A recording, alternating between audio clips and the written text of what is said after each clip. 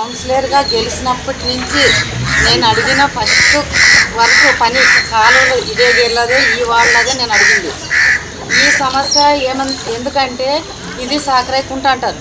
ఈ నీళ్ళల్లో ఇంట్లోకి వస్తాయని కమిషనర్ సార్లు ఇద్దరు మారి మూడో కమిషనర్ సార్ ఇప్పుడు ఆ సార్ దగ్గర కూడా నేను ఆ రోజు నుంచి ఈ రోజు వరకు ఈ కాలువల గురించే కొట్లాడుతున్నాను. ఇది కాలువ వేయండి సార్ అని కసి ఈ 5 ఏళ్ళ నుంచి వైసీపీ గవర్నమెంట్ ఉండే అప్పుడు నుంచి అడుగుతున్నాను, కాలేదు. ఇప్పుడు ఈ మా గవర్నమెంట్ వచ్చింది, ఇప్పుడు కూడా సంవత్సరం అయ్యింది. ఇది భూమి పూజ చేసినారు, అది కూడా చేయండి అని మొన్న మున్సిపల్ కౌన్సిలర్ మీటింగ్లో కూడా నేను అడగడం జరిగింది. చేస్తానని కమిషనర్ సార్ అంటున్నాడు.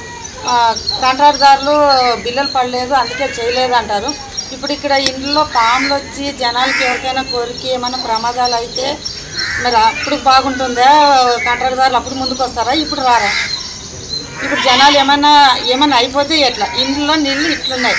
వచ్చి నన్ను కౌన్సిలర్గా మీరు ఏం చేస్తున్నారు, మీకు కనపడిస్తుందా లేదా మీ కళ్ళకి మేము ఇలా ఉన్నామని వాళ్ళు వచ్చి మమ్మల్ని ప్రశ్నిస్తున్నారు. కమిషనర్ సార్ దగ్గరికి ఏం మున్సిపల్ పోయి అడగడం లేదు కదా. రేపు పొద్దున మేము ఓట్లు అడగాలంటే కూడా మమ్మల్నే కదా ఏం పని చేపిస్తామని నీకు వేయాలంటే అప్పుడు నేను ఏం సమాధానం చెప్పాలి వాళ్ళకి? ఇది ఇంత గలీజ్ ఉండదు కదా. అన్నం తినడానికి కూడా లేదు, ఉన్ని నానుకొని బియ్యం నానిపోయిన తినడానికి ఉండడానికి ఏమేం లేదు. ఎట్లా దీని గురించి సమస్య? కమిషనర్ సార్ మీరు వచ్చి కాసి కూడా మీరు చూడొచ్చు ఇక్కడ పరిస్థితి. మీరు వస్తున్నారు చూసిపోతున్నారు. దీని సమస్య ఏమనేది మీరన్నా ఇప్పుడన్నా చూడండి. కాంట్రాక్టర్ రాలేదంటే బిల్లులు తొందరగా పెట్టి పాస్ చేపించి వర్క్ మొదలు పెట్టియండి. మీరు రాలేదంటారు.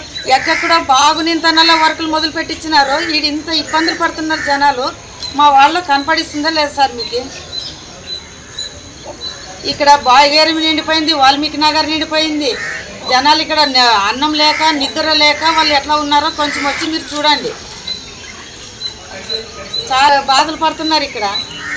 మరి మీ దగ్గరికి అందరూ తోలుకరామంటే ఇది ఇంత ఏరియా మనుషులల్లా తోలుకొని వస్తాను మీ దగ్గరికి. అప్పుడైనా మీకు కనపడిస్తుందో తెలీదు. లేదంటే మీరేనన్నా వచ్చి చూద్దరండి. ఇప్పుడు వరకు వాళ్ళ ఇంట్లో నీళ్ళు పోవడమే లేదు. ఇంట్లో ఇంకా నీళ్ళు ఉన్నాయి. చూడండి ఆ నీళ్ళు ఎలా ఉన్నాయో చూడండి. అదంతా ఇంట్లో పోయినాయి. పాములు చూసావా? 4 చంపి పెట్టినారు వాళ్ళు. మరి ఎట్లా మేడం దీనికి? అంత పాములు గీములు అన్నీ దండుగున్నాయి. ఏదో పిల్లలు కొండకెక్కి దిగిన వాళ్ళు పిల్లలు కదా, మూట మనుషులు కదా, పాములు చంపగలరా? అదే సాలే వాళ్ళు అలాంటి వాళ్ళు అయితే చంపగలరా? వాటిని పట్టుకోగలరా? ఎదుబడి ఇండ్లు పారిపోతుంటారా? మరి కొరికించుకొని వాళ్ళు ప్రాణాల మీదకి తెచ్చుకుంటుంటారో తెలీదు. అంత బాయాలు కడ్డాకు మండుపడి ఉన్నాం కాబట్టి మేము ఇక్కడ బతుకుతున్నాం. అదే క్లాస్ ఉండే వాళ్ళు అయితే అట్లాంటి మాటలు అయితే నచ్చుతున్నాయేమో తెలీదు.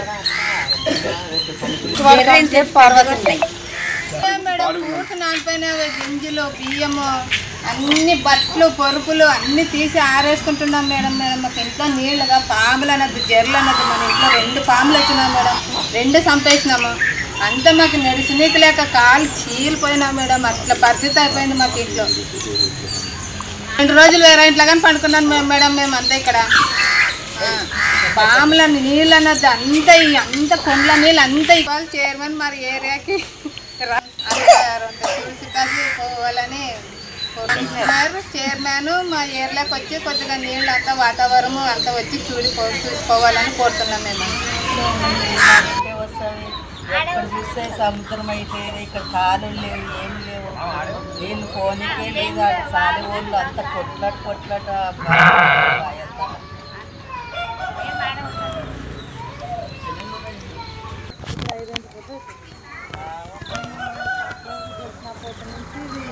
ఆ రోజు నుంచి కాలువలు వేయండి అని దీనికోసమే కొట్లాడుతున్నాం. గవర్నమెంట్ ఉన్నప్పుడు నాకు పాస్ చేయలేదు. ఇప్పుడు ఏదో మన నుంచి పాస్